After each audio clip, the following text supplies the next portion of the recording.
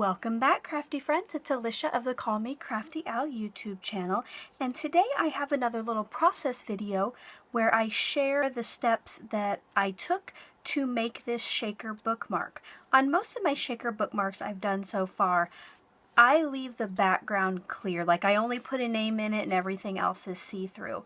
But on this one, I am making this for a friend who likes to quilt. So I wanted to do a little quilting technique, and I was worried about getting these letters to stick together just floating freely in the bookmark. So I have put everything on a piece of Kraft Cardstock.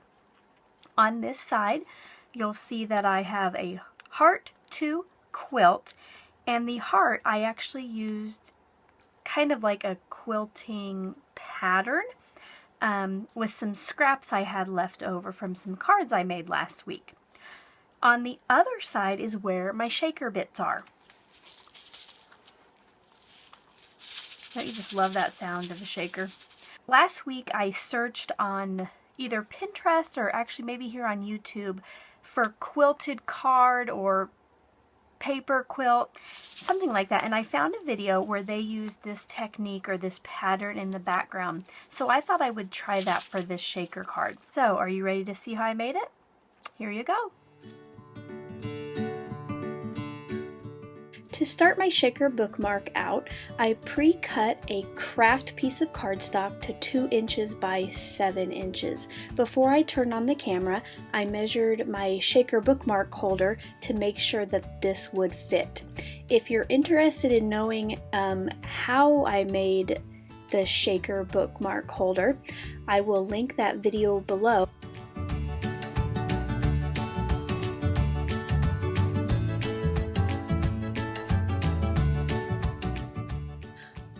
What I'm doing now is inking the side of some scraps I had left over from a card project from last week with desert sand from Memento.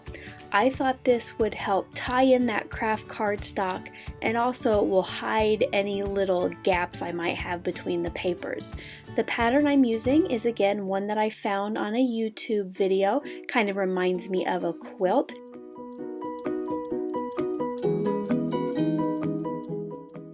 Aren't you glad I didn't make you watch that entire thing?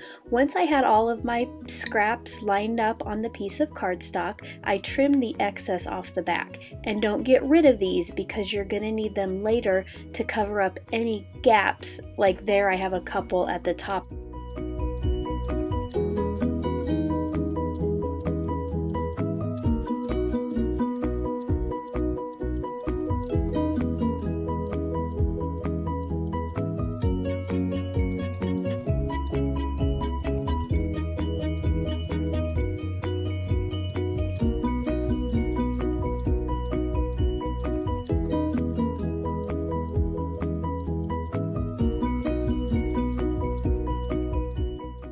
Once I had the entire bookmark covered with that pattern, I went ahead and inked all the edges again with the desert sand ink from Memento.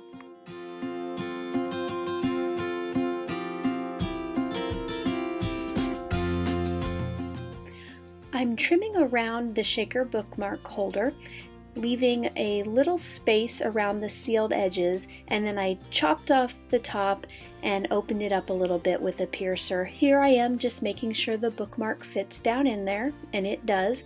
So I am ready to decorate the other side. You're going to see me pull out some dies here.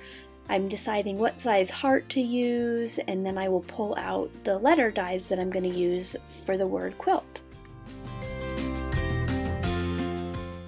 This is one of my absolute favorite alphabet die sets. It is the Memory Box Large Classic Upper, and I also have the lowercase. It comes in very handy all the time.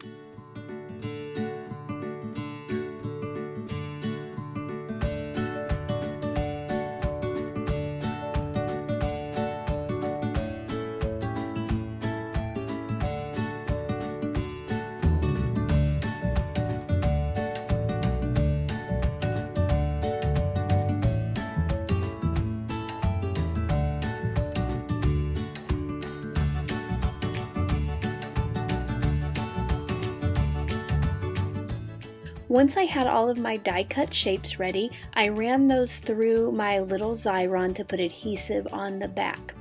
For the heart, it will actually be putting adhesive on the front, and then you'll see me here in just a minute redo that quilting pattern with strips.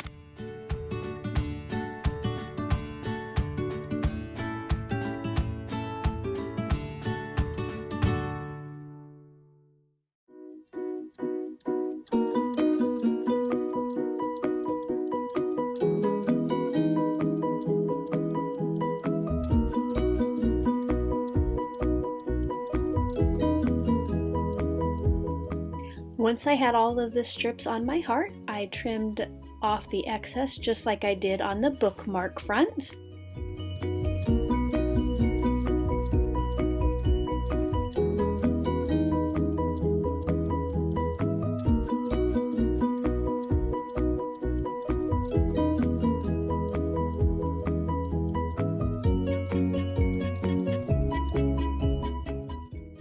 To help blend in the letter and number die cuts, I went ahead and inked as best as I could around the edges of each letter.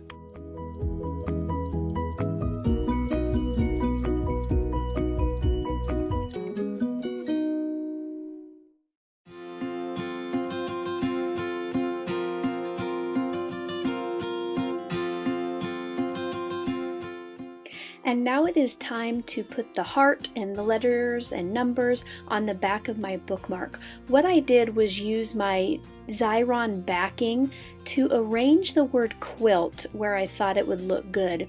And then I just used that to place it right onto my bookmark. I did do a little bit of moving the letters before I finalized it.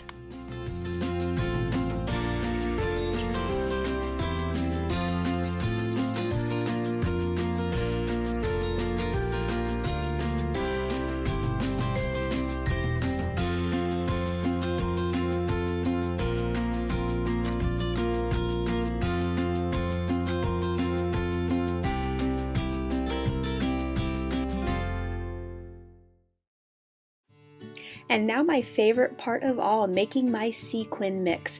I pulled out a few colors I had in the mini sequins that I thought went well with the pattern papers on the heart and the front of the bookmark.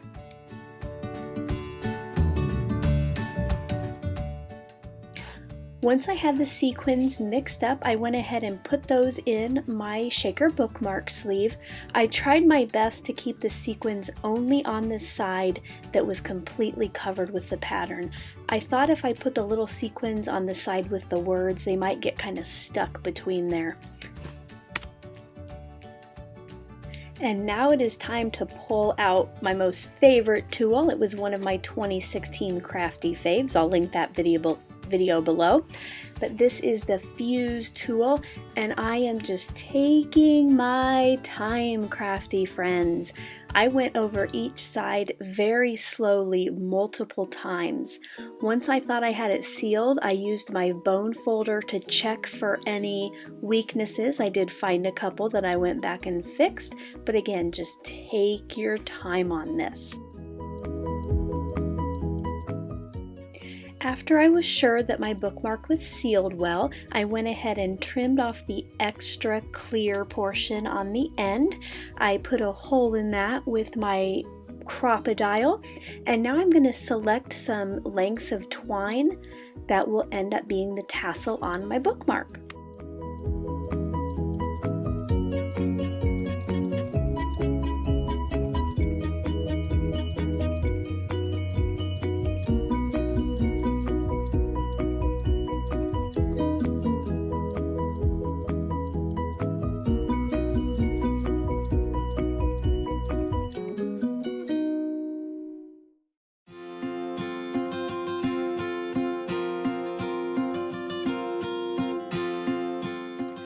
Well, I hope you enjoyed that little video where I showed you my process of this shaker bookmark.